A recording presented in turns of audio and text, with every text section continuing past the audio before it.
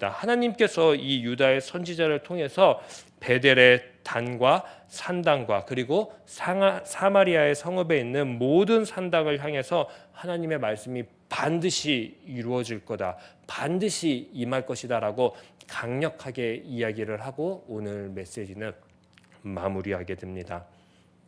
어떠셨나요?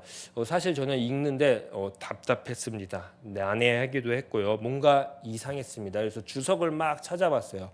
그런데 주석가들도 이 13절의 말씀이 이상하다, 난해하다, 그리고 참 어색하다라고 많이들 이야기를 합니다. 어쩌면 열왕기 기자는 오늘 읽는 13장을 읽어가는 현대 독자들에게 이렇게 이야기하는 것 같습니다. 하나님의 마음도 지금 답답하다, 난해하다, 이상하다고 말이죠.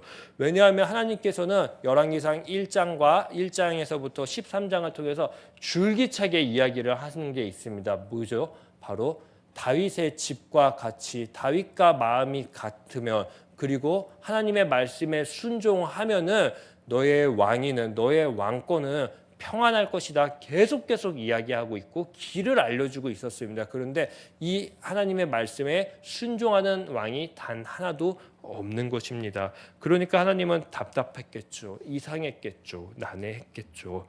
정말로 하나님의 말씀, 이 말씀을 이루려고 하는 왕을 눈을 씻고 찾아볼 수가 없는 것입니다. 잘못된 길에서 빨리 돌아오고 빨리 돌이켜서 하나님의 이제 마음을 가지고 다윗과 같은 마음을 가지고 일을 해도 이 왕권을, 이 나라를 지켜도 모자랄 판에 산당을 지우고 있고 다른 신을 섬기고 있는 그 답답한 마음이요.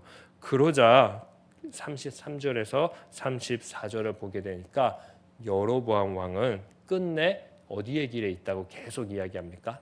악한 길에 계속 있다라고 이야기하고 제 마음대로 또 제사장도 세우게 되는 그 이야기를 우리는 만나게 됩니다. 그리고 그의 끝은 멸망이라는 걸로 끝나게 됩니다. 13장은 여로보암 즉 북이스라엘을 통해서 오늘을 살아가고 있는 저에게도 우리들에게 이야기하고 있는 것입니다. 뭐냐면 우리들의 미래, 우리들의 앞날 어떻게 살아갈 것인가 말이죠. 성경의 말씀, 하나님의 말씀은 늘 이야기하는 것입니다. 한 절 한 절 읽어가면서 우리들의 앞날은 어떻게 결정할 건가라고 말이죠. 오늘 말씀을 통해서 우리도 결정할 수 있습니다. 왜냐? 여로보암의 북이스라엘의 미래를 보았습니다. 하나님의 말씀과 반대되는 삶, 하나님의 말씀에 순종하지 않는 삶을 멸망이라고 말이죠. 사실 13장을 읽으면 계속 반복되는 단어가 3개가 나옵니다. 눈치채셨을지도 모르지만 첫 번째로는 길이라는 단어가 12번이나 나옵니다. 12번.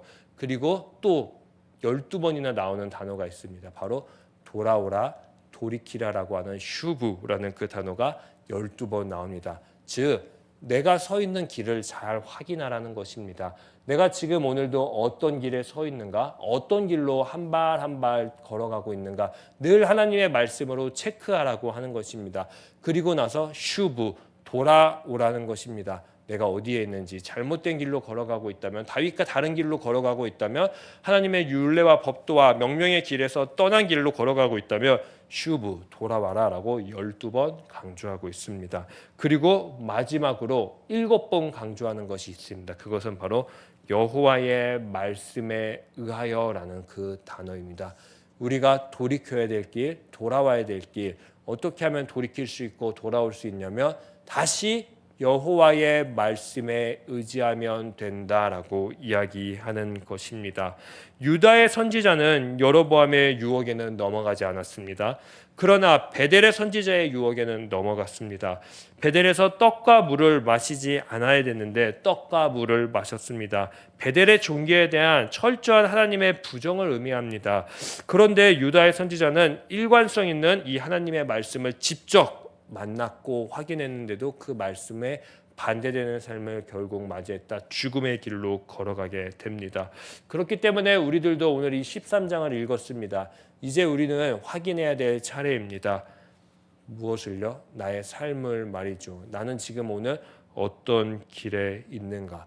변하지 않는 7번의 하나님의 말씀은 날마다 나에게 떨어져 올 텐데 여호와의 말씀, 하나님의 말씀 말이죠. 그 말씀을 늘 나에게 다가올 텐데 혹시 나는 지금 서 있는 길에서 하나님의 말씀을 닫고 있는지 멀리하고 있는지 확인해 봐야 됩니다. 그리고 돌아와야 됩니다. 어디로요? 하나님의 말씀으로 말이지요. 오늘 하루 잘 점검하는 저 그리고 우리 귀한 성도님들 되셨으면 좋겠습니다. 나는 오늘 어떤 길에 서 있는지, 그리고 나는 어떤 길로 향해 걸어가고 있는지, 그리고 내가 돌이켜야 될 부분이 혹시 있는가, 혹시 있다면 그 부분을 하나님 오늘 기도할 때 생각나게 하여 주시옵소서. 그리고 슈브 돌아오겠습니다. 슈브 회개하겠습니다. 그래서 여호와의 말씀으로 다시 한번 다지는 오늘 하루 되겠습니다. 여호와의 말씀만 빛나고 증거되는 오늘 하루 되겠습니다라는 그 마음 가지고 오늘도 함께 기도하고 한 발 한 발 나아가시기를 간절히 축복합니다. 제가 기도하겠습니다. 하나님, 여호와의 말씀이 임하기 전에 꼭 슈브 돌이키겠습니다.